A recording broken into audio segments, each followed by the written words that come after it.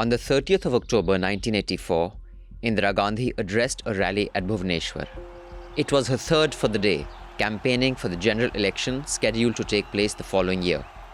Taking the stage at a parade ground packed with supporters, she tossed aside her prepared speech at the last minute, choosing instead to go off script. मुझे चिंता नहीं है कि मैं जीवित रहूं या नहीं रहूं, मेरी लंबी उम्र रही है और मैं इस पर मुझे अगर गौरव किसी चीज पर है तो इस पे है कि सारा जीवन मेरा सेवा में गया, केवल इसके गौरव है और किसी चीज पे नहीं। और जब तक मुझ में सांस है तब तक सेवा ही में जाए, और जब मेरी जान जाएगी तो मैं कह सकती हूँ कि एक एक खून का खतरा जितना मेरा है वो एक एक खून एक भारत को जीवित करेगा. Her words were prophetic. On the morning of the 31st of October, Indira Gandhi's first appointment was an interview with the British actor Peter Ustinov for a documentary. She had breakfast at her home at 1 Safdarjung Road. She wore a saffron sari as someone had told her it would look better on camera.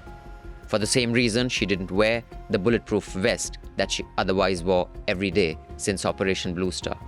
Peter Ustinov was at 1 Akbar Road, the Prime Minister's office, which was adjacent to her residence. Gandhi set off on the short walk with her personal secretary R.K. Dhawan, attendant Nathuram, and 2 constables named Narayan Singh and Rameshwar Dayal. She was only a minute away, walking through the garden, when her long-time bodyguard Beant Singh stepped forward. Satwant Singh, a newly recruited bodyguard, was a few steps away. Beant took his revolver out and fired at Indira Gandhi at point-blank range. Satwant, on cue, emptied his clip from his Sten submachine gun. Over the course of 25 seconds, the 2 men fired anywhere between 28 and 33 bullets, depending on whose account you believe. Gandhi fell, her saffron sari tainted red.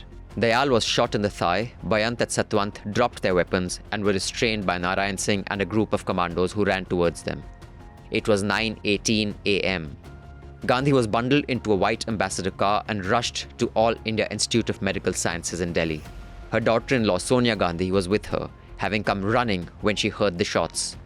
It took nearly 5 hours and 80 bottles of blood before Mrs. Gandhi was officially declared dead.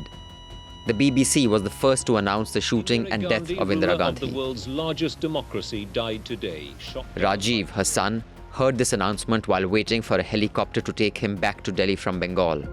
At 6 p.m., All India Radio finally broke the news to the nation. Indira Gandhi was dead. The news head of All India Radio would later say they had to withhold the news because no one from the government was available to officially confirm it. The President, Home Minister, Cabinet Secretary, Home Secretary, and Indira Gandhi's son Rajiv were all away from Delhi at the time.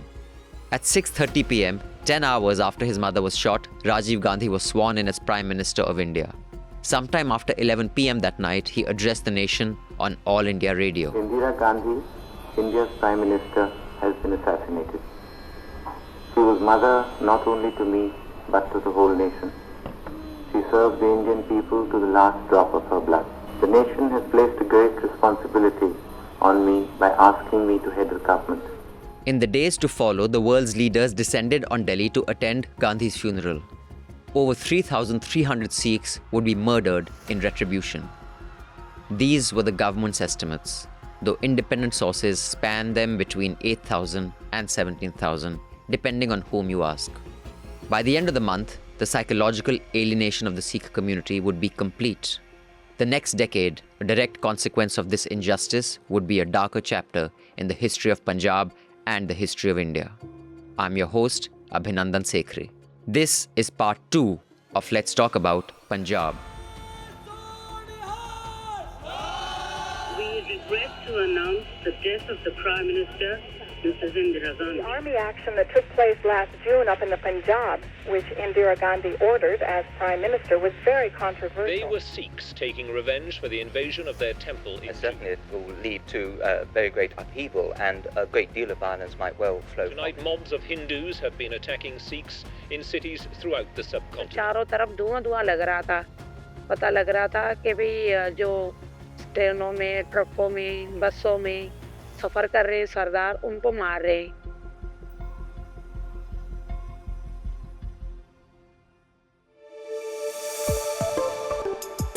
This is a News Laundry podcast, and you're listening to Let's Talk About.